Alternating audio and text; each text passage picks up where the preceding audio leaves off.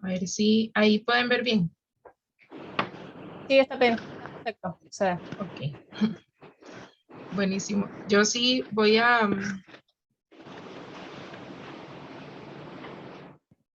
apagar mi cámara porque tengo un poco la conexión de internet baja, entonces para que me puedan escuchar bien.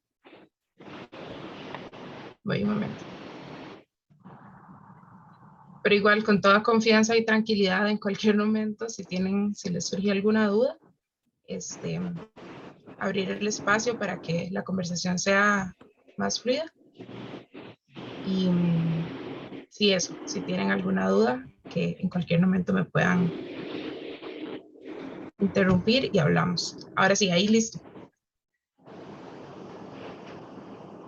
¿Se ve bien, sí? Sí, está perfecto. Así que Ok. todo bien. Bueno, buenos días, buenas tardes a todos. Muchísimas gracias por estar acá. Creo que es como muy emocionante y muy bonito la oportunidad porque normalmente el proceso investigativo de pigmentos naturales y la obtención de colorantes sostenibles no es como a lo que me dedico de lleno, pero sí ha sido como una investigación complementaria que he realizado y bueno, me emociona mucho como la primera vez que voy a compartir mis conocimientos al respecto y mis experimentos al respecto. Para quienes no me conocen, fue la primera vez que están acá. Mi nombre es Sofía Ureña, estoy actualmente en Costa Rica. Estudié acá arte y comunicación visual y saqué una especialidad en el énfasis textil. Y bueno, me he dedicado a lo largo de los años a hacer una exploración en cuanto al color, a las texturas, partiendo de varias técnicas textiles, como lo es el batik, el shibori y los pigmentos naturales específicamente. Y bueno, me interesa muchísimo como poderles acercar un poco a mi visión de cómo trabajar el color y también enlazarlo un poco con mis intereses actualmente por entender las técnicas textiles y los procesos de producción o de cómo nos relacionamos con los materiales desde una forma mucho más sostenible y amigable con el ambiente. Entonces, bueno, paralelo a lo que fue como mi primer acercamiento al textil, que fueron como estas técnicas un poco más tradicionales que les comentaba, en donde trabajaba con materiales sintéticos, materiales tal vez de un origen un poco más natural y demás, me fui acercando a lo que fue la biofabricación material, específicamente el cultivo de celulosa bacteriana, que bueno, esa es como mi otra faceta investigativa, pero que sí ha estado como muy enlazada con el proceso de cómo entender, cómo desaprender las técnicas textiles y hacerlas de alguna forma más sostenibles y amigables con el ambiente. Y el término de pigmentación y el manejo del color ha sido como una de los enfoques más específicos que le he dado a la biofabricación material y por eso creo que se enlaza muy bien como esta parte de experimentación con el color y el vínculo con los materiales en el panorama eh, de un mundo un poco más sostenible o amigable con el ambiente. Entonces, bueno, quisiera primero empezar hablando un poco sobre lo que es lo que entendemos como en términos sostenibles, cómo va a ser este acercamiento. No sé. Ay, perdón. Este acercamiento a lo que entendemos como sostenible. Si bien es cierto, el que vayamos a utilizar pigmentos que vengan de elementos naturales, eso no los hace de manera inmediata sostenible, sino que más bien el concepto de sostenibilidad les propongo que lo entendamos como una reflexión desde dónde vienen los pigmentos, desde dónde vienen los materiales que vamos a utilizar y demás, como una cuestión de ser más conscientes de la industria desde la cual nos estamos introduciendo o desde la cual en mi caso trabajamos y hacer un proceso reflexivo de dónde vienen los materiales, el impacto que generan, el impacto que ya están causando y cómo podemos entonces mitigarlos para hacerlos un poco más conscientes. Pero sí quiero como dejar claro desde un inicio que el concepto de sostenibilidad implica como características políticas, económicas, culturales muy específicas que hacen como que hablar de sostenibilidad en un 100% sea un poco como difícil y complicado. Y bueno, el ejercicio que les quiero comentar en respecto a mi investigación con pigmentación es más una cuestión como de trazabilidad y reflexión desde dónde vienen los pigmentos y cómo podemos hacerlos un poco más amigables con el ambiente, pero no garantizando como que esa es la forma más sostenible ambientalmente para generarlos y que no generen ningún impacto. Y bueno, creo que esto también es una cuestión como de que a la hora de enfrentarnos a los materiales siempre tenemos que tener muy presente que todo material genera un impacto ambiental, puesto que hay detrás de la producción material un consumo de recursos, hay una industria, hay una manufactura, hay una trazabilidad y demás. Entonces son como características que desde un inicio es importante como identificarlas para entender entonces en términos de cuando hablamos de sostenibilidad a qué nos estamos refiriendo. Habiendo dicho esto, creo que el primer paso o a nivel metodológico, la primera reflexión que hago es siempre a la hora de seleccionar los materiales, tanto el soporte que nos interese utilizar, en mi caso suelen ser los textiles, pero también trabajo con papel o bueno, la biofabricación material, y entonces esto implica un conocimiento de la fibra, la superficie o el material sobre el cual vamos a trabajar y qué características entonces tiene que tener el pigmento para que pueda acoplarse bien a la superficie de la cual vamos a trabajar. Si bien es cierto, estamos más acostumbrados a trabajar con materiales tipo ir a la tienda y comprar un metro de tela y sobre ella trabajar. Sin embargo, hay otro tipo de metodologías como es la recuperación de objetos, el concepto de upcycling o de una reutilización creativa de materiales que ya existen para prolongar su vida, y es parte también como de lo que yo propongo a la hora de pensar en qué superficie o con cuál material quiero trabajar, no digamos como lo más obvio que es ir a comprar una tela nueva y ver cómo teñirla o ver cómo pintarla, sino también como darle un uso o darle una segunda oportunidad a materiales que ya tengamos en casa o que queramos como de alguna forma incorporar a nuestras actividades o a nuestros intereses. Entonces, bueno, también trabajo sobre lo que son prendas ya existentes, lo que les mencionaba de la recuperación creativa y darle una segunda oportunidad a materiales que ya existen. Y bueno, en base a esto, algo importante en términos de sostenibilidad es siempre analizar el porcentaje de material o de fibra que tiene, no sé, una camisa o un vestido que ya exista, que encontramos en una tienda de segunda mano o que hayamos comprado previamente y que tal vez queremos darle un nuevo uso. Y por ahí va un poco la intención de aprender a manejar el color desde pigmentos naturales para darle una nueva cara a esa prenda que tal vez ya no queremos o que tiene alguna mancha y queremos integrarla para que entonces la prenda no tenga que ser desechada totalmente. Y bueno, el entender la composición del material es sumamente importante, sobre todo cuando hablamos de pigmentos naturales, porque entre más fibras naturales tengamos, quiere decir que el pigmento natural se acopla mejor a esa superficie desde la cual vamos a trabajar. Igual pasa con el papel, igual pasa, digamos, con los biomateriales. Al entender la composición de este material, podemos entonces intencionar o pensar o proyectar cómo tiene que ser ese pigmento para que pueda acoplarse de una mejor manera. Sin embargo, no es como que hay una receta específica de necesitamos tanto porcentaje de algodón o tanto porcentaje de rayón para que funcione, sino es nada más como entender que ese encuentro entre varios materiales implica una reacción química de cómo el color se va a comportar, qué tan fácil va a ser que el color se mantenga o cómo de alguna forma efímeramente el color va a ir desapareciendo. Y creo que también es una cuestión como muy válida de repensar porque tal vez quisiéramos como que el color dure para toda la vida, si al final es como una cuestión de entender el uso y el desuso del material en términos de cómo el color se comporta y cómo otros factores como la luz del sol, el lavado y demás lo pueden ir como eliminando o más bien arraigando más. Ahora, por otra parte, cuando hablamos de selección de materiales, también quisiera como ofrecerles un panorama de ya ahora sí propiamente los recursos naturales desde los cuales podemos extraer estos colores o estos pigmentos. Entonces podemos hablar desde semillas, como es el caso, como es el caso del aguacate, que bueno, les voy a presentar como algunos ejemplos específicos desde los cuales yo he trabajado, sin embargo hay más opciones o más variantes. Y esto tiene que ver también con una cuestión local de cuáles son como los ingredientes o los materiales que a nivel regional tengan, y que esto también es una cuestión como a nivel histórico interesante de pensar a través de la historia del textil, cómo ciertos pigmentos están relacionados con ciertos espacios y culturas específicas, puesto que es lo que regionalmente tienen más al alcance. Y que también hay como condiciones climáticas y demás que permiten que hayan cosas que sean más accesibles en algunas partes del mundo y en otras no.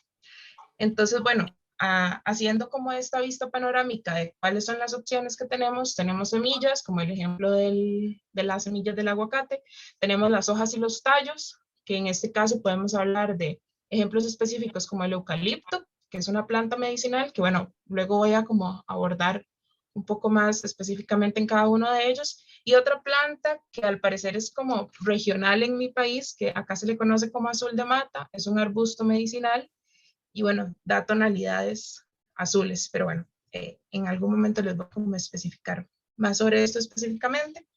También tenemos lo que son el uso de raíces, el uso de frutos y el uso de cáscaras. Aquí quiero hacer como mención a algo específicamente importante a lo largo de mi investigación, y ha sido como la conservación de estos pigmentos, porque tal vez la cantidad que necesito de semillas de aguacate para poder lograr extraer y generar cierto color en X cantidad de textil, no la puedo, o sea, no me puedo comer 50 aguacates para tener 50 semillas. Entonces necesito como irlas guardando y conservando para en algún punto tener la cantidad suficiente para poder entonces extraer cierta cantidad de pigmento.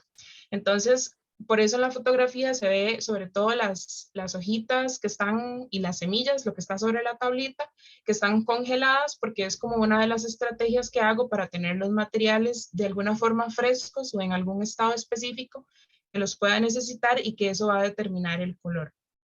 Entonces, cosas orgánicas como lo son las cáscaras y las semillas, o las hojas y los tallos, que son propensas a secarse demasiado y deshidratarse o incluso podrirse, una de las estrategias es congelarlas, y ya cuando uno recolecta una cantidad suficiente, puede entonces empezar las exploraciones en cuanto a color. Eso también es importante aclarar, que la extracción del pigmento no precisamente tiene que ser igual como lo más obvio de ir a comprar tanta cantidad de tal elemento y utilizarlo para teñir, sino que también a nivel sostenible se puede pensar en el ir recolectando lo que es residuo o lo que es desecho de algunas otras actividades, como son la alimentación, o incluso en el caso de las cáscaras de cebolla, cuando necesitaba como volúmenes muy grandes de cáscaras de cebolla, lo que hacía era como ir a los supermercados y llevarme como las cáscaras que van quedando en el fondo de las bandejas, que es algo que evidentemente se desecha porque las personas no necesitan normalmente las cáscaras, y que entonces eso también hace como una cuestión de prolongación de lo que es en algún sector específico de producción entendido como desecho, y que para lo que es la pigmentación se puede aprovechar súper bien. Y el último ejemplo que me faltaba mencionar eran las raíces.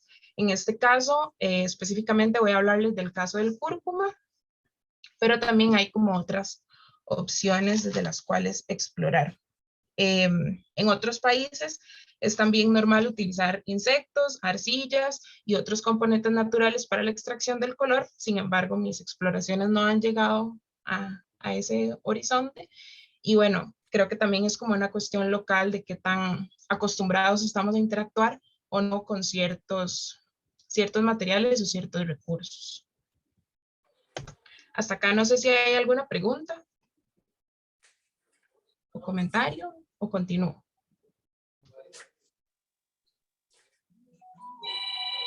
Bien, continúo. Otra parte importante de los materiales desde los cuales tenemos que tener conciencia son los mordientes o posmordientes, o modificadores del color, que tenemos como algunas variantes o algunas opciones desde las cuales trabajar. El primero sería el vinagre blanco, la sal refinada o la sal de mesa, el bicarbonato, el crémor y la sal gruesa. Hago la distinción entre las sales porque las sales se utilizan tanto como mordiente, modificador de color y también como generador de textura y superficie. Entonces se puede adicionar diluida y sumergir la tela, el papel o el material que vayamos a utilizar para modificar el color, o bien se puede agregarla, en este caso la sal gruesa, directamente sobre la tela y generar una especie de textura donde los gránulos de sal se van a ir derritiendo y va a haber como una distinción de color entre la superficie que la toca la sal y la que no. Entonces son modificadores de color y generadores de textura. Además de que una de las opciones más obvias siempre es como preparar el mordiente y sumergir la tela para entonces como que a nivel de superficie quede pareja o uniforme el color. Sin embargo, también es muy viable el utilizar gotas o hacer un tipo de reserva o amarra y intervenir solo una parte con un modificador de color y otra no, y entonces ya tiene como que ver más con una cuestión de forma y interés como a nivel estético y visual de cómo queremos entender la superficie y cómo químicamente tratamos ciertas zonas o no para que el color se vaya modificando. Sin embargo, esto es como algo que nada más quería como hacer mención de igual el panorama de materiales que podemos utilizar, pero ya después les hablo como un poco más específico de cómo se comporta específicamente en el textil, que sería el caso más común. Y adicional a estos posmordientes o modificadores de color, podemos también utilizar el óxido o el herrumbre. Y bueno, en mi caso yo lo que hago es como tener ciertas piezas metálicas o de hierro en algún recipiente con agua, y lo que utilizo es tanto el agua para generar como baños de color o modificación de color, y utilizo también las piezas herrumbradas para también generar textura sobre la tela. Entonces es súper interesante y los invito a investigar más sobre el teñido o la activación de superficies a través del herrumbre. De hecho, una de las imágenes que les mostré al inicio, voy a devolverme para hacer la aclaración, las manchitas que se ven como en color dorado son como huellas de piezas oxidadas sobre la tela. Y es también una forma interesante de entender el color no como un líquido que va a activar toda la superficie, sino como en espacios o zonas específicas en donde el material deja como su huella. Y a nivel visual es muy interesante también entender, digamos, cómo esto funciona también como pigmento. Y bueno, tal vez ahí va un poco el concepto de pigmento, de color, de cómo entender la intervención de una superficie en un material prolongado o en zonas específicas, digamos. Y bueno, otra parte importante antes de explicarles o irles desmenuzando cada caso es la cuestión sumamente metódica e importante de medir los ingredientes. Normalmente lo que se propone a nivel de metodología para teñido textil específicamente es pesar la cantidad de tela que vamos a utilizar, buscar un recipiente en donde esa tela quepa y pueda como moverse y tener como un espacio en donde la tela no quede como demasiado estrujada y el color no vaya como a poder penetrar la superficie de manera uniforme. Sofía, te interrumpo un segundo, disculpa. Sí, Hay dos dime. manos levantadas. Ok, es que no las veo. Sí, no, por eso te aviso. Y hay una pregunta, espérate, Ok. de Eva, que dice qué tipo de cremor y en qué porcentaje, del tema anterior. Ajá. Y de Liliana, dice el herrumbre, lo sumergís en agua. Ajá. Y tengo dos manos acá levantadas, no logro ver. Dame un segundo. Si quieren encender los micrófonos para hacer las consultas, lo pueden hacer. Sí, por favor. Empecemos con la del cremor. Claro.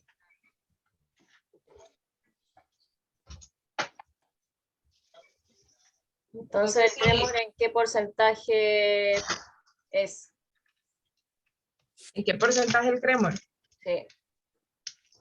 Bueno, acá lo venden en paquetitos de 10 gramos y sinceramente nunca ponen el porcentaje específico químicamente del cremor, sino que es únicamente como el que venden como pigmento o para postres específicamente, digamos el de cocina.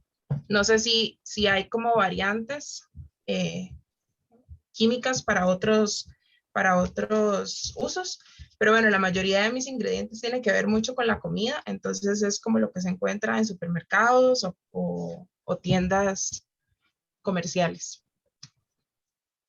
Bien. Y la otra pregunta es el herrumbre. ¿Lo sumerges en agua? Ajá. Sí, el herrumbre lo que hago es como buscar una vez más como esta cuestión de cosas que son residuos. Entonces, no sé, busco tornillos, clavos, o estos eran como terminaciones de las rejas o de las verjas de una casa.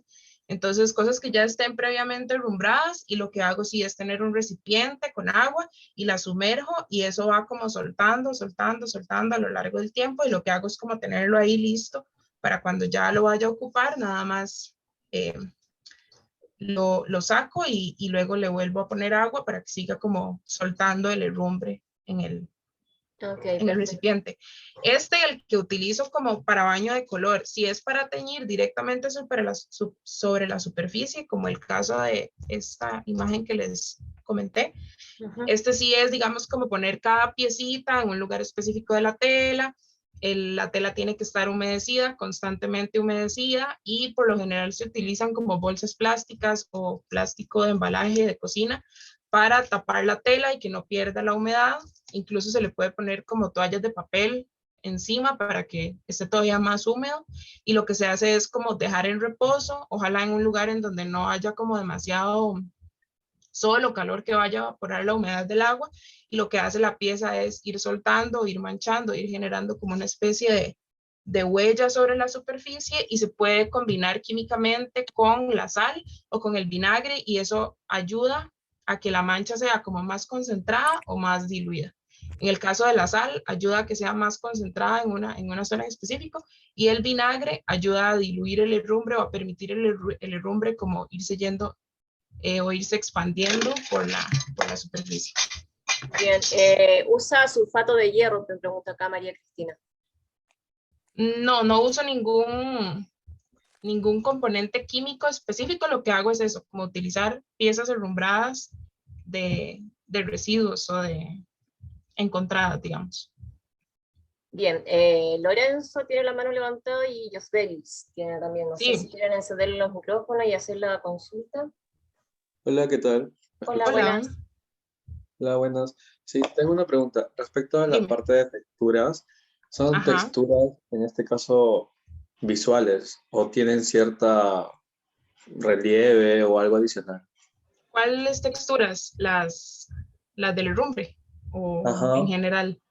Bueno, en general, con la sal, con el herrumbre. Ah, sí, son texturas visuales, digamos, a nivel tridimensional no se siente, digamos, como si fuese un grabado. Ah, Eso ok. es otro tipo de proceso. Sin embargo, el herrumbre sí puede dejar como una especie de costritas, y es como una parte muy, muy, muy concentrada, pero no es como significativamente que tengas como una textura palpable, es meramente visual. Ok, y otra pregunta también. Los Dime. pigmentos vi que había unos que estaban como en polvo. ¿Esos también Sí, los pulverizas no, o cómo? por eso les hablaba un poco como del el acceso según regional, digamos. Acá normalmente la cúrcuma solo la había encontrado ya en polvo, que es como la venden, digamos, para condimentar Ajá. en comidas. Sin embargo, sí es como sumamente importante ir como a lugares, bueno, acá es como en los mercados o ferias donde hay como más como consumo de productos artesanales, para encontrarla, no la que ya tiene como grasa o algún tipo de, no sé, de consomé o algo específico, sino que es como el cúrcuma meramente pulverizado.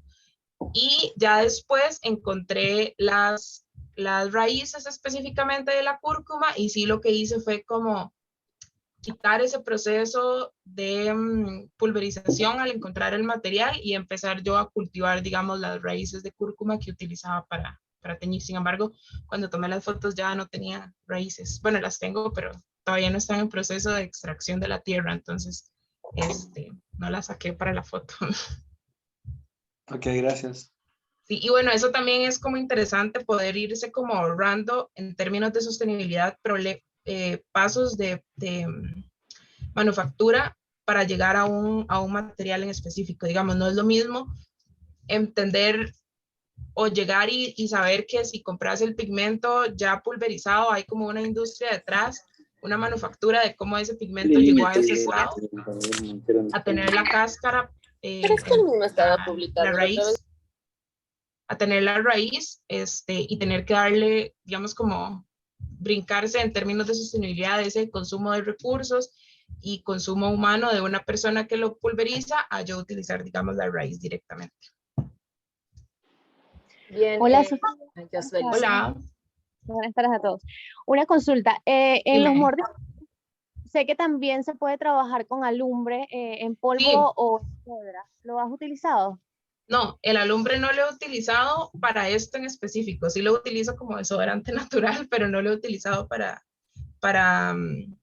lo que es a nivel textil o material. Sin embargo, sí sé de que hay investigaciones al respecto y que es uno como de los más comunes. Sin embargo, no es algo como que acá se utilice mucho. Entonces, también en términos económicos, creo que no sería muy rentable, digamos, desde mis alcances, utilizar el alumbre en comparación con otros de los mordientes. Entonces, por ahí digamos que una vez más el factor regional y económico hace como que tenga preferencia hacia ciertos mordientes y a otros no. Ok, gracias. Con gusto. Dame un segundo. Hola. Hola. Mi pregunta es, ¿cuál es la diferencia, o mejor dicho, en qué casos utilizas sal refinada y en qué casos utilizas sal gruesa o realmente Sal gruesa. importa? Sí importa. Ahora, como les comentaba, la sal refinada, lo que hago es diluirla y sumergir la tela o darle un baño de color o de modificador de color a la tela en general. Y la sal gruesa la utilizo para generar texturas específicamente, digamos, no diluyendo la sal, sino más bien aprovechando el granito tan grande de sal. Y entonces, por ejemplo, a la hora de intervenir una tela, después de haberla teñido, la pongo sobre una superficie, una mesa que quede extendida, y lo que hago es como espolvorear la sal gruesa, y entonces donde cae cada uno de esos granitos de sal, el color va a ser diferente en comparación a la superficie en donde no hay granitos de sal, digamos. Entonces hay como una distinción a nivel de color que se vuelve como una generación de manchas, pero gracias a los granitos de sal, y no como que yo tengo un color diferente y voy haciendo manchitas o voy, digamos, no sé, decolorando con cloro en zonas en específico. Súper. Gracias. Pero bueno, es también como... Te hago una consulta. Hola, Sí, claro. Hola, soy Cristina. Te hago una consulta. ¿Has usado alguna vez ceniza? Que la han usado Ceniza. para una estufa. ¿Sí? Sí, he utilizado ceniza y tengo al final un ejemplo de... Bueno, he utilizado ceniza y he utilizado la mancha del vástago del banano o de cualquier familia del banano, ya sean como los guineos, los plátanos y demás. He utilizado como una especie de... Bueno, la mancha para también fijar el color. Sin embargo, los resultados no son del todo como de mi agrado, entonces creo que es como algo que tengo más que trabajar como en términos de cantidad y demás para poder llegarle como a un término que me sea agradable. La ceniza también la he utilizado, sin embargo, el que más me gusta y es el que les iba a mostrar es enterrar directamente las telas en algún espacio e ir viendo, digamos, cómo tanto flores como raíces y la tierra misma puede ir activando la superficie o generando colores y contrastes. Entonces, por ahí van hacia otros mordientes o otras estrategias de cómo entender el color y la textura.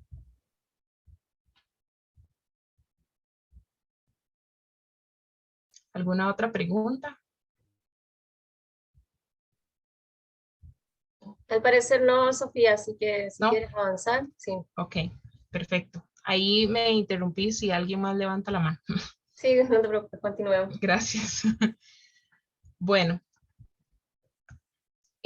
como les mencionaba, la parte de medir ingredientes sí es como bastante importante, tanto medir el peso, por ejemplo, de un textil, tanto en seco como cuando ya está húmedo, medir la cantidad de agua que utilizamos. Por lo general yo utilizo una base de 6 tazas de agua, sin embargo, eso tiene que ver mucho, como les mencionaba, con el tamaño del recipiente, la cantidad de textil que voy a utilizar, y la estrategia que esté utilizando para la pigmentación, porque no es lo mismo cuando estamos haciendo una bitácora de color, que trabajamos en cantidades más pequeñas y especulativas, como de voy a poner tanto de agua, tanto de material colorante para cierta cantidad de tela y ver qué color me resulta, a cuando ya tenemos un objetivo específico de, ok, tengo tantos metros de tela que intervenir y necesito mínimo tanto, es como hacer una regla de 3, digamos. Primero se hace como la parte de bitácora y experimentación y luego proyectamos hacia las cantidades que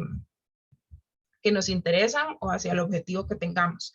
Y también esta parte de bitácora y de experimentación es sumamente importante porque no todos los recursos o los materiales funcionan de la misma forma. La intensidad del color no va a ser la misma cuando trabajamos con el cúrcuma que cuando trabajamos con frutos como los arándanos o que cuando trabajamos con semillas como por ejemplo el aguacate. Entonces, darles una receta o una cantidad específica de cuánto tiene que ser de cada ingrediente sería mentirles, porque no hay como una sola forma de generar o de extraer el pigmento, sino más bien es una cuestión como de experimentación,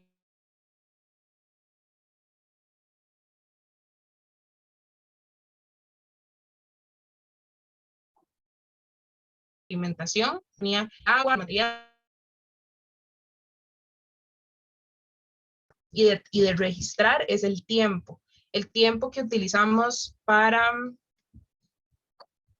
teñir, digamos que el que dura el material en la olla en el proceso de calor, el tiempo que se utiliza para aplicar el mordiente o el modificador de color y el tiempo de secado también es importante y las condiciones del secado. Por lo general se recomienda que no sea directamente al sol, que sea en un espacio bastante ventilado y demás. Entonces, el tiempo también es uno de los factores importantes a medir.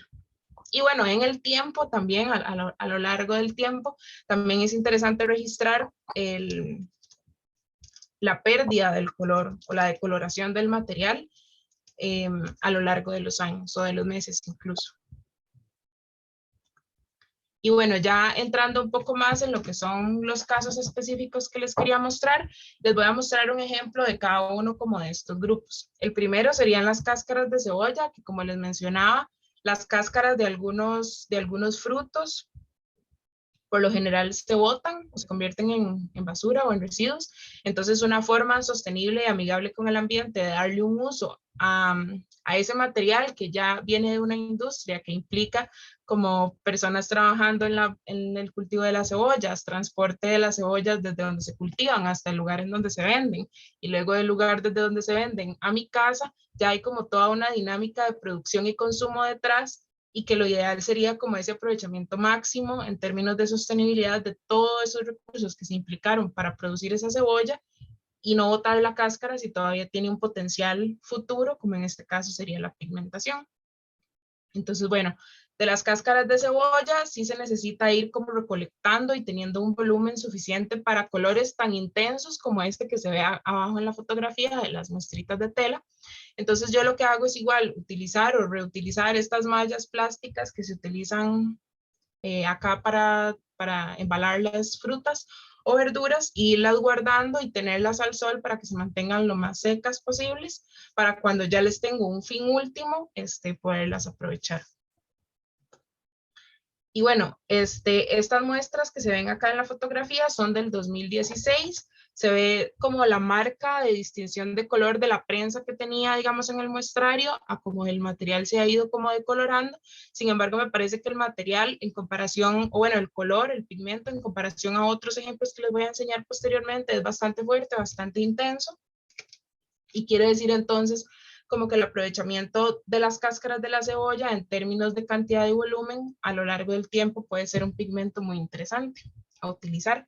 Y bueno, estas muestras de tela son de manta, de algodón, y hay unas de un material sintético que igual tenía como cierto porcentaje de alguna fibra natural, entonces yo quería como entender un poco el cómo de alguna forma los pigmentos naturales podían intervenir con otras superficies que no fueran 100% naturales. El otro caso que les quería mencionar es el del cúrcuma. El cúrcuma, como les mencioné, acá es más fácil conseguirlo ya pulverizado y como condimento para comidas. Sin embargo, siempre hacer la aclaración de que se tiene que buscar puro y no como con grasa adicionada, porque entonces la grasa claramente mancha la tela o la superficie y es como un poco desastroso el cómo se desenvuelve ya el pigmento cuando tiene una grasa en el agua y sobre la tela. Entonces siempre buscarlo como en mayor medida lo más puro posible, y esto implica igual como una cadena productiva detrás. Entonces ya posteriormente, cuando logré encontrar o acceder a lo que son las raíces de cúrcuma específicamente, mi cambio metodológico fue empezar a cultivarlas, tenerlas en macetas en la casa, y cuando ya tienen como un tamaño aceptable en términos de grosor y forma, lo que se puede hacer es hervirlas y tener el pigmento concentrado y refrigerado, o bien rallarlas y tenerlas como un poco, digamos, un poco más compactas. También funciona, bueno, la opción del pigmento ya pulverizado, y bueno, también eso es importante entender en términos de cantidades, cuánto se necesita para lograr un color si es pulverizado, o cuánto se necesita si es la raíz, en términos de color, digamos, cómo va a funcionar esa pigmentación. El caso del cúrcuma es uno de los pigmentos que utilizo en mi investigación de biofabricación material, y lo utilizo no de este pulverizado, sino más bien del que venden para tomar en té. Entonces es también como otra variante de otra presentación de cómo el cúrcuma a nivel de mercado está presente, y cómo entonces podemos jugar con la pigmentación desde lo pulverizado o entendido como condimento, desde la raíz como tal, o desde la presentación que viene en té. Y es sumamente interesante, digamos, entender el color en esas tres variantes, en términos de cantidades y en términos de tiempo. Y de accesibilidad también. Y bueno, estas son como las muestras igual que había hecho de cúrcuma en el 2016, que a lo largo de los años se han relativamente mantenido, pero también es una cuestión, como les decía, de carácter ético, e incluso más asociado a conceptos como lo efímero, que es algo que a mí me interesa muchísimo, el entender cómo los materiales registran y nos muestran el paso del tiempo y su deterioro, pero una cuestión como de agradecer que eso puede pasar, y no más bien como de aferrarse a lo que la industria nos impone o nos ha acostumbrado, de que las cosas tienen que perdurar en el tiempo y no deteriorarse, y por ende no desaparecer. Creo que hay 2 mensajes más en el chat, no sé si son preguntas. Sí, son preguntas, pero quería darte el tiempo de continuar y después dejarlas al final. No sé qué piensas. Ok, sí, bueno. ¿Quieres responder o quieres al final? Si son sobre esto, las respondo de una vez. Si son... voy a leer la última. Ok. He observado, dice Ana, que la cúrcuma con el jabón se vuelven rosados. ¿Hay una manera de fijar esa variación de color? Sí, el cúrcuma reacciona al jabón, al cloro, a todo. Desde mi punto de vista es muy interesante que eso pase, entender cómo el pigmento en términos de interacción con otro químico cambia, y desde mi investigación en el tiempo, digamos, si se va como diluyendo ese, no sé, ese jabón, se va como retomando al color original del cúrcuma. Sin embargo, este ejemplo que les iba a enseñar, la fotografía de la derecha, que fue un proyecto que hice para una marca nacional de medicina natural, la chica me pidió como que decolorara una parte de los bolsos, lo cual fue como un pedido sumamente interesante, como que me pidiera hacer todo un proceso químico y natural para teñirle los bolsitos de la manera como natural y sostenible posible, pero luego me pidió que los decolorara. Entonces, como que luego tuve que darle vuelta a todo el proceso que implicó lograr la pigmentación del bolso, quitarla.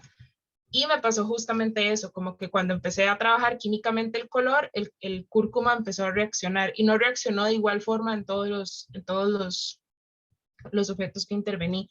Entonces, creo que es una cuestión muy como de experimentación y de ver como hasta qué punto, y también creo que tiene que ver mucho como la superficie o el material.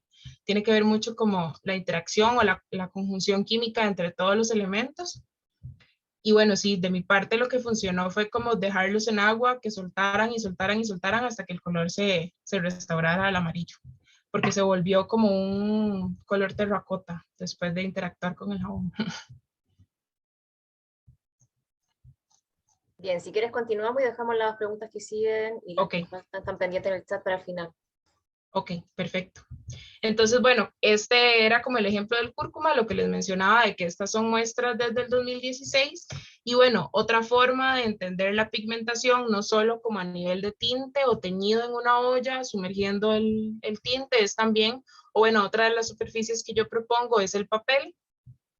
Y tengo papel o materiales desde lo que son las bolsitas de tela que se ven aquí abajo, que eso quiere decir como que se hacen como, es posible, digamos, la intervención de la superficie sumergiendo el material en agua en donde se encuentra el pigmento diluido, pero también el pigmento se puede empastar, que es este frasquito de vidrio que está acá, que es básicamente en un frasco de vidrio el pigmento con un poquito de agua, uno lo va diluyendo, diluyendo, diluyendo y queda como una pasta que luego se puede utilizar como si fuese pintura o incluso acuarela, dependiendo de la cantidad en la que uno vaya diluyendo.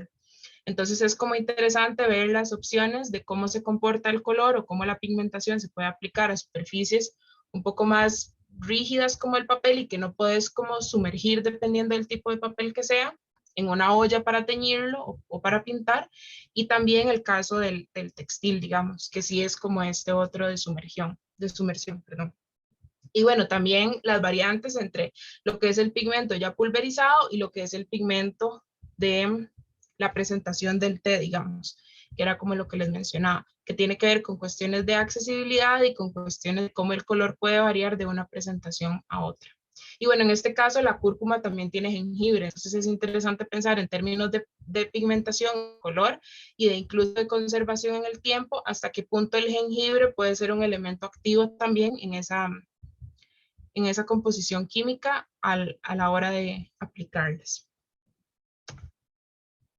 El siguiente caso es el del aguacate, lo que son las cáscaras y las semillas, y bueno, en esta fotografía se ve un poco más claro que las cáscaras y las semillas las tengo siempre congeladas, por lo que les decía de una cuestión de ir recolectando para tener un volumen suficiente para luego utilizarlas. Uy, creo que alguien está rayando la pantalla. ¿O soy yo? Bueno, las tonalidades que permite el aguacate, tanto la cáscara como la semilla, van hacia tonalidades rosadas o anaranjadas, dependiendo de el baño de color que les utilicemos. Entonces, a nivel investigativo, yo lo que hago es como ir nombrando todo, ir poniéndole siglas o las iniciales, como para luego ya tener un registro y decir como, ok, a todas estas les puse aguacate de semilla y entonces las iniciales que utilizaron fueron AS y la última inicial es el postmordiente que utilicé. Entonces este caso es el caso del bicarbonato, este caso es el caso del vinagre, este es el del cremor, este es el del óxido y este es el de la sal. Y como podemos ver, en términos de color, la paleta de color es muy similar. Tal vez en físico sí se ve como unas distinciones más específicas, pero a nivel de foto y a nivel de panorama, las tonalidades son muy similares. Esto quiere decir que para que haya contrastes más marcados, la cantidad que se tiene que utilizar del baño o del postmordiente tiene que ser más o menos en términos comparativos con otro mordiente o modificador del color. Y el caso del bicarbonato siempre modifica muchísimo el color. En este caso se ve un poco más anaranjado, pero posteriormente en el que les voy a enseñar del azul de mata sí se ve como una tonalidad totalmente distinta y diferenciada en términos de paleta de color. Estos son más hacia lo anaranjado y estos son más hacia lo rosado. Estas son utilizando la semilla entera o rallada y estos son utilizando únicamente las cáscaras. Entonces es interesante cómo de un solo fruto, como es el aguacate, utilizando la cáscara, utilizando la semilla, la pigmentación que se da como resultado puede variar. Y también acá tiene que ver, digamos, la cantidad de semillas y la cantidad de cáscaras que utilicé. Claramente no tenía el volumen suficiente como para tener un color tan intenso, pero esto también fue como parte de un proceso investigativo de este caso que les comentaba para la marca de medicina natural que hice, que sí ya por una consideración del cliente específicamente necesitaba como tonalidades un poco más desaturadas o lo que se conoce como colores pasteles y no como colores sumamente fuertes. Entonces la intención y el color que se busque va a influir también en las cantidades del material colorante que se vaya a utilizar. Otro de los casos que les quería mostrar es el caso de los arándanos y se puede hacer también, por ejemplo, con frutas como la mora. Sin embargo, en este caso es interesante pensar utilizar un fruto que a nivel de mercado se vende para comer, que tiene un precio en específico para algo como teñir y que a nivel de sostenibilidad, a nivel económico, tal vez no puede ser tan atractivo porque comprar una, bueno, al menos acá regionalmente, comprar una bolsa o un recipiente con arándanos tiene un precio como bastante elevado como para comprar el volumen necesario para generar colores como bastante intensos. Entonces, igual en términos de sostenibilidad, en términos económicos, es una opción, se puede utilizar, pero tal vez para producciones muy grandes, no sea, digamos, lo más rentable a utilizar. En este caso, como a nivel de herramientas que utilizo, los morteros funcionan muchísimo para lo que es como majar o generar una pasta con los arándanos y poderla tanto tener a nivel de pasta para más como utilizar con pincel o como para detalles más específicos o para ya lo que es el proceso tradicional de teñido en una olla. Las tonalidades que dan son claramente tirando hacia lo morado o rosado. Y bueno, en este caso sí se puede ver, digamos, la muestra del centro que tiene una tonalidad totalmente distinta. Y la intensidad del color en términos del tipo de material va a variar según el mordiente o el baño de color que se utilice. Estos son de arándanos y estos son de mora, que son un poquitito más rosados. Y bueno, la mora en el tiempo sí se va perdiendo el color mucho más rápido que otros pigmentos, como por ejemplo lo que es el cúrcuma, que sí como que se adhieren a la superficie y permanecen en el tiempo mucho más. Y bueno, este es el caso que les mencionaba del azul de mata, que es acá un arbusto medicinal, que hay variantes de color muy notorias y que se puede utilizar tanto la planta seca o el arbusto fresco o verde. Y eso va a implicar modificaciones en el color. Estos son ejemplos del azul de mata con las hojas y el tallo, que bueno, eso es también otra distinción importante. Se puede utilizar solo las hojas, se puede utilizar los tallos o los dos juntos. Y se puede utilizar en dos estados, cuando está seco o cuando está fresco. Entonces, igual en términos de conservación, igual los refrigero o los tengo a la intemperie para que se puedan secar de manera natural. Este sería entonces el ejemplo de hojas y tallo y este sería el ejemplo de hojas y tallos secos, que sí hay como una distinción ahí un poco marcada de la tonalidad final del color. Y bueno, hacer la aclaración de, por ejemplo, esta que tiene el mordiente de crémor es mucho más tirando hacia el rosado. Y en esta tal vez no se ve tanto, pero la del bicarbonato, que es esta de acá, sí es un color mucho más intenso y turquesa en comparación a los otros azules, un poco más desaturados. El eucalipto es otra de las variantes. De esta sí no tengo muestras físicas para mostrarles el color final, pero me parecía importante también mencionarlo como otro recurso natural que tiene un fin normalmente medicinal, pero que se puede utilizar para lo que es la extracción de pigmento. Y la otra sería el té negro o el té verde, que se puede utilizar como pigmento o se puede utilizar como base. Y en esto tiene, digamos, que ver totalmente relación con mi investigación de biofabricación material, porque el té negro es, digamos, uno de los ingredientes que se utiliza a nivel de base para la generación de las celulosas bacterianas. Entonces, tanto el té negro y el té verde funcionan como pigmento, como funcionan de base o medio acuoso para permitir la generación o la biofabricación material como tal. Y los resultados en términos de color van hacia lo que es café, anaranjado o incluso rojo, dependiendo de otros tipos de té, como el té rosa de Jamaica, que también tienen un color distinto y por ende a nivel de material el resultado va a ser diferente a los otros tipos de té. Estas son fotografías del ejemplo que les mencionaba, de cómo también a nivel de pigmento y de color, enterrar los materiales o las superficies son una estrategia para entender la activación de superficies. Esta es una instalación que había hecho para una exposición en donde mi intención era como abandonar un textil en un medio natural y ver cómo el medio natural intervenía en términos de color y textura en la superficie.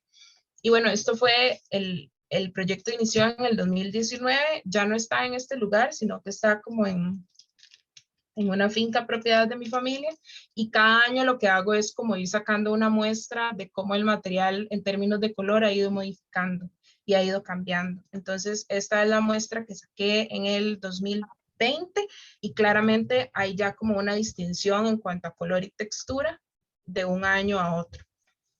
Y bueno, las otras muestras las tengo por ahí guardadas. Y bueno, cada vez que hago como este proceso de entierre y desentierre de la tela, también utilizo flores, utilizo plantas, como que voy adicionando en ese espacio o en ese entierro que hago, para que entonces eso también vaya como descomponiéndose y generando colores y texturas bajo tierra. Y luego en algún momento utilizaré la tela para algún fin último. Y bueno, creo que eso es a modo de resumen un poco como lo que quería contarles de cómo ir entendiendo o cómo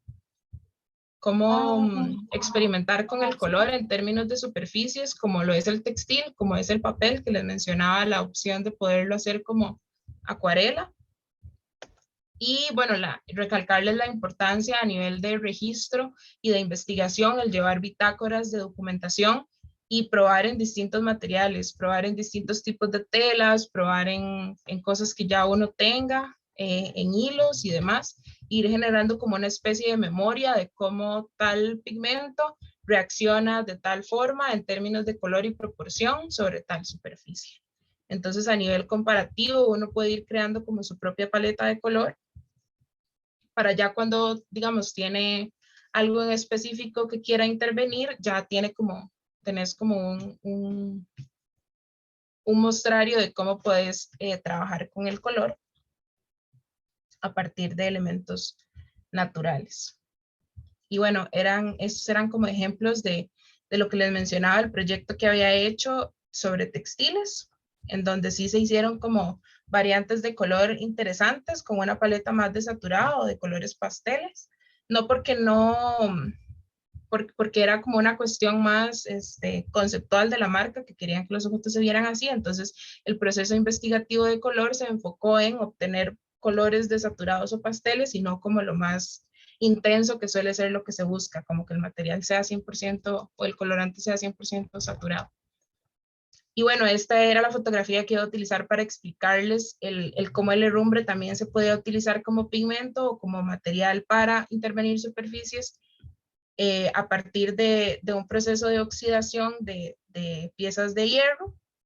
Y bueno, en este caso, el fondo, las manchas en color morado y azul, si fueron hechas con pigmentos, con un material acrílico, pero esta fotografía de esta tela es utilizando la técnica del batik, que es una técnica de reservar superficies o sectores de la tela con cera de abejas e ir generando como plastas de color y contrastes entre las partes que se van reservando y las que quedan expuestas, que se van interviniendo con pintura. Esa es normalmente, digamos, la estrategia. Sin embargo, para esto fue que yo inicié como el proceso de investigación de cómo tener los pigmentos a nivel de pasta para entonces poder utilizarlos en técnicas como estas. Entonces, básicamente lo que uno hace es como ir reservando espacios con cera y luego si tenés el pigmento o el color que no necesitas meterlo a la olla, porque en este caso, como la cera se derrite, no se puede sumergir la tela en la olla porque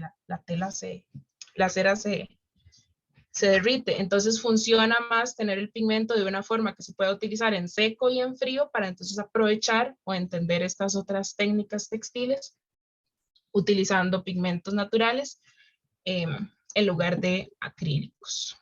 Y bueno, también las fotografías de registro a nivel de color, cómo la pigmentación también se puede aplicar a lo que ha sido mi investigación de biomateriales en términos de color, con en su mayoría té negro, té verde, té rosa jamaica y la cúrcuma. Entonces, también hacer la diferenciación de cómo la cúrcuma se comporta en un caso como este y cómo la cúrcuma se comporta en biomateriales, que sería, por ejemplo, esta lámina que está acá abajo. Y bueno, de mi parte eso sería. Ahora sí contesto las preguntas, que creo que hay bastantes. Sí, hay bastante. Gracias, Sofía, por la charla. Les aviso que como quedó grabado, se va a enviar después que terminemos al correo, así que por si quedó alguna duda. Buenísimo. Pero vamos a leer, parto desde acá. Noami dice, ¿cuáles de estos tintes se podría hacer pintura para utilizarse con pincel y teñir telas también? Teñírtelas también. Bueno, en ese caso he utilizado el cúrcuma, he utilizado el achote para hacerlo como pigmento para acuarela y para textil también. Y bueno, en términos de biofabricación material, esta vez que hice la investigación para aplicar el teñido a telas, después guardé lo que queda en la olla del residuo del agua y el pigmento sobre el cual teñí, digamos, y entonces ese residuo del teñido lo guardé, lo refrigeré y luego lo utilicé en el proceso de biofabricación. Entonces no deseché como, porque siempre pensaba, como por ejemplo en el caso de los arándanos, cuesta un montón como comprar la fruta, generar todo el proceso, teñir y luego tenía que botar como lo que sobraba del teñido. Entonces el refrigerar lo permite como prolongarlo y luego integrarlo en otra de las actividades o en otro de los materiales. Y a nivel de acuarela, creo que casi todos funcionan. Mientras estén en un medio acuoso, lo puedes utilizar. Eso sí, en el tiempo, la modificación del color va a cambiar, digamos, sobre todo si se pone al sol o dependiendo de dónde se guarde y demás. Entonces, también es como una cuestión de entender cómo el color va a cambiar según la superficie y según las condiciones en donde se encuentra. Perfecto. Josbeis pregunta, ¿se podría utilizar remolacha? Siempre es uno de los casos como más preguntados. He leído muchísimo que la remolacha no funciona por una cuestión química de que no tiene como las propiedades necesarias para adherirse a la superficie. Sin embargo, creo que es como una cuestión de interés y de esta cuestión efímera de cómo entendemos el material y cómo queremos darle un uso. Si pretendemos que dure para toda la vida, pues no, la remolacha no funciona. Pero si queremos hacer algo como más efímero, como voy a pintar esto con qué sé yo, el extracto o las manchas de la remolacha y tal vez cuando seque quede otro color que no es el rosado intenso que se persigue, pues entonces sí funciona. Digamos, el término de si se puede usar o no depende de hacia qué lo querés utilizar, digamos, y cuál es tu objetivo. Si quieres teñir una blusa y que quede el color de la remolacha, no, no funciona. Ok, bien. Lilian pregunta, ¿siempre se utiliza el colorante más un mordiente o no necesariamente? No necesariamente, se puede no utilizar el mordiente. Bien. Pero ahí va, digamos, nuevamente el proceso químico detrás de la capacidad que tenga el colorante o bueno, el material colorante para adherirse a la superficie y perdurar en el tiempo. Pero no es necesario utilizar los mordientes. Los mordientes son nada más variables, en mi caso a nivel investigativo, de cómo se puede modificar el color posterior al teñido. Bien. Josbey pregunta, ¿el pigmento del té de Jamaica es preferible sacar el pigmento desde la flor seca o fresca sería mejor? Yo solo lo he utilizado con las flores secas, porque acá se comercializa y se consume la flor seca. Sin embargo, si en algún momento tengo la opción de tener la florcita viva, pues sería interesante probar, digamos, si pasa igual que con el azul de mata, que hay variantes de color, si las plantitas están secas o si están frescas. Ok, tengo una pregunta de Carolina, no sé en qué momento fue. Dice, ¿cuál es el material de la tela? No sabría decir en qué momento. Bueno, de las fotografías que enseñé, hay una que es tergal, que es sumamente químico y sintético. Sin embargo, sobre materiales sintéticos, el herrumbre funciona súper bien. Entonces, no descarto, digamos, como que a nivel de pigmentación o de teñido con cosas no acrílicas se haya que discriminar los materiales sintéticos. La fotografía de las manchas como moradas y azules es tela de bambú, pero digamos a nivel sostenible, de que es un material de fibra de bambú y demás, es muy atractivo. Sin embargo, ya después de interactuar con ella y entender, digamos, como el roce o el deterioro que puede tener el estar pintando, el sumergirla, el calentarla y demás, el material sí se va como deteriorando muy fácilmente y no es como de mis materiales más idóneos. Pero bueno. En realidad me refería a la tela de la instalación, La tela de la como la instalación. entierras y desentierras, por eso preguntaba. Ajá, la tela de la instalación es una tela que venden acá para hacer sábanas, es sintética y la utilicé porque previamente había hecho un trabajo de diseño de vestuario y el coreógrafo desechó como el primer vestuario que se hizo porque volvió a comprar materiales para generar el vestuario desde cero. Entonces sí, yo reutilicé como las faldas que utilizaban las chicas de la coreografía y sí, es una tela encontrada sintética. Ni siquiera tiene como etiqueta o algo que diga como que es. Bien, Julieta pregunta, ¿ponemos la tela bajo tierra envuelta en el film? Si les da algún tipo de consejo para este tipo de teñido. Gracias. ¿Ponemos la tela qué, perdón? Si se pone la tela bajo tierra envuelta en el film. Envuelta en el, no entiendo, puedo buscar el mensaje. Es como el papel de envolver. Bueno. No, o sea, yo lo que hago es hacer literalmente un hueco en la tierra y meter la tela. Y normalmente es gracioso, parece como que estoy enterrando a alguien. Le pongo flores o hojas o lo que haya como cerca y esto se va descomponiendo. Hay un proceso de descomposición bajo tierra y eso es lo que va generando como contraste en el material y a nivel de textura. Ok. Jocelyn pregunta, ¿algún pigmento natural para lograr negros profundos? Quizás carbón. Dependiendo de la superficie. En el caso de los biotextiles, el herrumbre los vuelve negro profundo totalmente. Entonces, en el momento en el que la celulosa bacteriana entra en contacto con el herrumbre, oxida de tal manera que queda negro profundo. Si es para textil, a ver, desde la teoría del color, el color negro se obtiene uniendo todos los colores juntos. Entonces sería interesante probar como algo que, digamos, partiendo de colores primarios, algo que tenga pigmento rojo, algo que tenga pigmento amarillo y algo que tenga pigmento azul y mezclarlo a ver si se logra, digamos, técnicamente desde teoría del color llegar al negro. Bien, Lorenzo pregunta, ¿hasta cuándo dura un pigmento en pasta si no se refrigera? Yo los tengo desde el 2016 y ahí siguen. Normalmente se le hace como un poquito de moho o algún honguito, pero se puede retirar y utilizar fácilmente. Eso sí tiene que estar como en un recipiente hermético y preferiblemente de vidrio.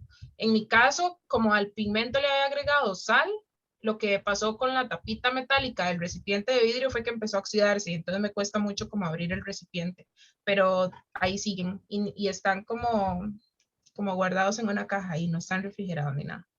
Ok. Milagro dice, muchísimas gracias, Sofía. ¿Habrá algún taller en el que podamos seguir el proceso completo para poder obtener pigmento y teñirlo? Y yo, por ahora no, pero tal vez esa pregunta es más más para adelante vos. podemos organizar Sí. algún taller. Claro. Perfecto, déjame seguir. Santiago dice si puedes repetir las redes sociales para seguirte. Lo puedes anotar en el chat, Sofía, si quieres. Sí, mi red social titular es Eurena Lab, pero la utilizo más para el proceso de biofabricación.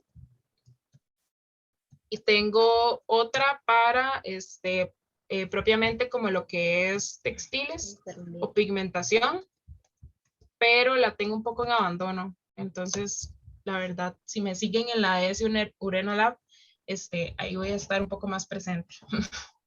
También es que no tenía como nada registrado hasta ahora para el curso, empecé como a sacar todas mis notas y mis diarios y todas las muestritas y demás, entonces hasta ahora es como que le estoy dando protagonismo a esa otra parte investigativa, pero sí.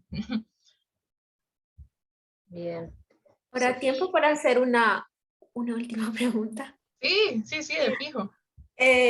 Bueno, gracias por toda la información y por compartirnos todas tus experiencias. Y realmente, bueno, nosotras, de hecho, mi nombre es Griselda y soy una de las coordinadoras de Slow Fashion Latam y estamos planeando, bueno, tenemos un evento un evento, ¿verdad? En el que pretendemos hacer upcycling con tintes naturales. Entonces, desde tu experiencia, me gustaría saber si tenés alguna recomendación específicamente que no para niños, es decir, porque nuestro taller va a ser para niños. Entonces, a mí, por todo lo que has compartido hoy, se me ocurre que de repente lo más factible, porque hay que tomar en cuenta muchos factores porque son niños, ¿no? O sea, el agua caliente, o sea, que no les pase nada. Entonces, de repente, habíamos pensado en cómo llevar la pintura ya hecha. Y lo que se me ocurre a mí que se nos puede facilitar todo es usando cúrcuma o achiote, sí, como mencionabas. Ajá, el cúrcuma o el achiote se puede, digamos, como tener en un frasquito sumamente concentrado, digamos. Ajá. Que es como este que yo hago, que voy como diluyendo con un poquito de agua, incluso le agrego digamos, puedo calentar ese agua y entonces diluir la sal y agregarla, digamos, como en pequeñas cantidades. Sin embargo, lo ideal siempre es como tener el pigmento puro para que entonces luego puedas como jugar con los mordientes de color y no agregarlo de una vez al pigmento, a menos de que sea como que quieres solo ese color en específico.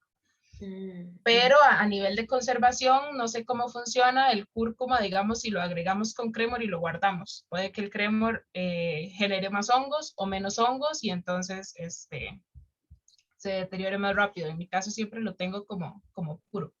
Y bueno, a nivel de recomendación, yo creo que te recomendaría lo de las frutas, los arándanos y las moras, pero sí sería, digamos, como utilizarlo de forma como acuarela, tal vez, como que pueden tener un mortero, pueden triturar las frutas y demás, pueden incluso colarlo como para quitar los pedacitos de frutas. En mi caso eso no genera mayor problema, me gusta muchísimo como dejar los pedacitos de frutas y que entonces hayan como manchitas más concentradas, pero entiendo como tal vez el ideal de que las personas quieren como un color liso y uniforme, entonces pueden colarse y quitar como los restos de cáscaras o el fruto como tal, e ir dejando como una pasta un poco más uniforme para trabajar en cuanto a color. Entonces sería interesante, por ejemplo, pensar en las frutas trituradas a nivel de pincel, pintar con eso y luego sumergirlas, por ejemplo, en agua con Cremor o en agua con bicarbonato y ver qué pasa con eso, digamos. Pero sí tiene, digamos, como que secar el pigmento y luego darle como este baño de color o dejarlo a la intemperie, digamos, en el baño de color. Igual hay experimentaciones también en internet con el uso de flores, que puede ser como machacadas directamente sobre la superficie, o igual como el triturar las flores y sacar un pigmento. Sin embargo, lo que siempre pasa y lo que hay que entender es que el color cuando está fresco tiene una tonalidad y cuando ya se seca y se adhiere a la superficie tiene otra. Y siempre se necesitan de ciertos mordientes para que entonces ese color se quede en la superficie. Sí, y en el caso de triturar las frutas, por ejemplo, como las moras o los arándanos, al final lo que me decías que se puede sacar la pastita y utilizarla, digamos, con un pincel y eso, al final introducirla en agua, siempre estamos hablando de agua caliente, ¿verdad? No, puede ser digamos, el baño de color o cuando se aplican los modificadores de colores, es en agua fría. yo lo que hago es como reutilizar bandejitas de, no sé, donde vienen como tortillas o alguna otra fruta, digamos, que sea como un contenedor, y entonces Ajá. ahí voy metiendo las muestritas de color. Sin embargo, podemos hacer la prueba, digamos. Podría yo acá hacer algunas pruebas de cómo Bueno, utilizar sería las frutas en súper. frío, Sí, de sería cómo súper utilizar tener las tu frutas. apoyo. Sí, sí, sí, claro, de cómo utilizar las frutas en frío y listo. Pero sí, tal vez, digamos, en ese caso, no sé, pienso más como en utilizar una superficie como el papel y no el textil, digamos. Creo que es para chiquitos puede ser mucho más fácil, y en términos de un objeto final terminado y que sea agradable a los estándares que tenemos como estéticos, creo que puede funcionar más explorar en papel.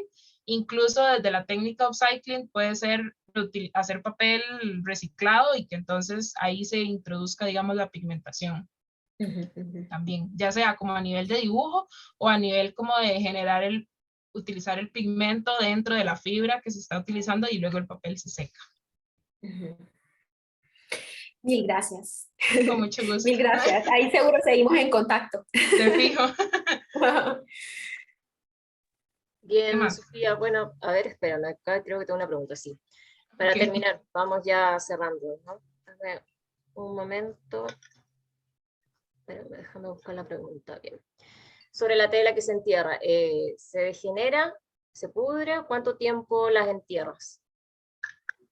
Esta tela que enterré, no, ahí está, Okay. desafiando el tiempo de vida de todo lo que tiene a su alrededor. Entonces es incluso conceptualmente muy interesante cómo, por ejemplo, las flores o la misma tierra la intervienen y eso se desintegra y el material nada más sigue ahí persistiendo, y es porque tiene una composición acrílica que, o sea, me voy a morir yo primero antes de que la tela desaparezca.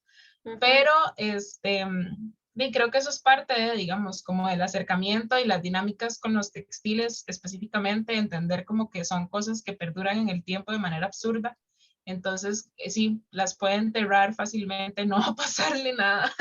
Se va a modificar, se va a manchar, pero podrirse no se va a podrir.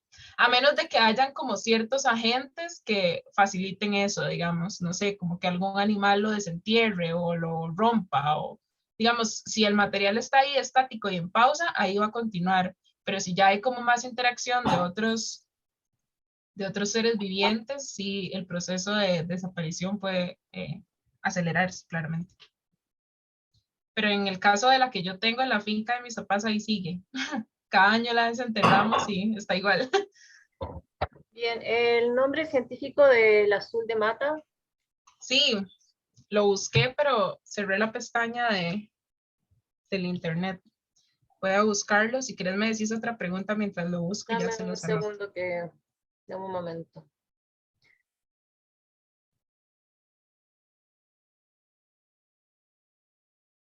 Ok, Mariana dice, gracias Sofía, coincido en tu concepto de lo efímero y su belleza, experimentando con el color, pero orientado hacia el papel y arte principalmente. Te sigo. Espérate, Julieta dice, hice una pregunta que no se leyó, no sé Julieta cuál era la pregunta, como pasaron muchas, vinculada a la estampación botánica. Si Sofía ha experimentado ese algo, o si piensa que estos preparados que comparten pueden servir para estampar tela, serigrafía, quizá alguna técnica para fijarla que nos recomiende. Tal vez si empastamos el color, digamos, como el cúrcuma, se pueda llegar a una contextura, digamos, de fácil movilidad con se me olvidó cómo se llama, el cosito que uno usa para mover el pigmento en la serigrafía. A nivel de color, ¿verdad? A nivel de reservar una superficie, creo que la opción no tan amigable con el ambiente sería el batik, digamos, como para reservar una superficie e intervenir con color otra. Pero yo pensaría que se puede investigar, es totalmente factible llegar a un punto en el que el material esté en la contextura necesaria para poder aplicarse en una técnica como la serigrafía. Incluso al rato nada más sea como cuestión de, en lugar de generar un litro con una olla con un litro de té, ir reduciendo esa cantidad de pigmento a un medio acuoso, incluso como gelatinoso. Entonces tal vez algo como gelatina natural pueda funcionar para darle una contextura que funcione mecánicamente con la serigrafía. Pero sería, sería cuestión Hola, de Sofía, yo investigar. quiero comentar algo sobre eso que te preguntaron. Lo Ajá, experimenté muy poco porque lo usé para estampar telas, pero no Ajá. para vestimenta, sino para un cuaderno. Y lo que hice fue armar la pasta, bueno, acá se le dice engrudo en la Argentina, pero Ajá, en realidad utilicé la cúrcuma, lo que vendría a ser fécula de maíz, ajá, la o la fécula de maíz, maicena que sí. sacan en Argentina, eso en el fuego con la misma cantidad de Ujú. agua que de cucharadas de maicena, cocinándolo muy lentamente hasta tener consistencia como de yogur. Sí, Y eso fue lo que utilicé con el shablón para poder hacer eso. el estampado. Y la Sí, verdad que el color de la cúrcuma quedó Sí, impresionante. es que el cúrcuma es uno de los pigmentos más intensos, entonces creo que por ahí se podría iniciar, digamos, ese tipo de investigación, con algo que sea muy, muy intenso, que sabemos que por sí solo ya mancha y se fija en una superficie, y entonces sí es cuestión de utilizar un aglutinante para generar esa textura que se necesita para la serigrafía como tal. Ahí tal vez lo que habría que tener cuidado es de que no se vaya expandiendo en la tela, porque puede funcionar muy bien mecánicamente a la hora de aplicar, pero una vez que ya está en la superficie, tiene que estar muy seca y controlada como para que no empiece a expandirse en los Claro, bordes. claro, yo lo usé Pero sí, solamente para cuadernos, o no bueno, para secar vestimenta. inmediatamente. Creo que también la otra opción es secar inmediatamente, como no permitir que, que se expanda. Claro. Pero sí, Voy con ya la... encontré ¿Encontraste el nombre científico? sí, el nombre científico, ya lo encontré. Se los voy a poner en el chat.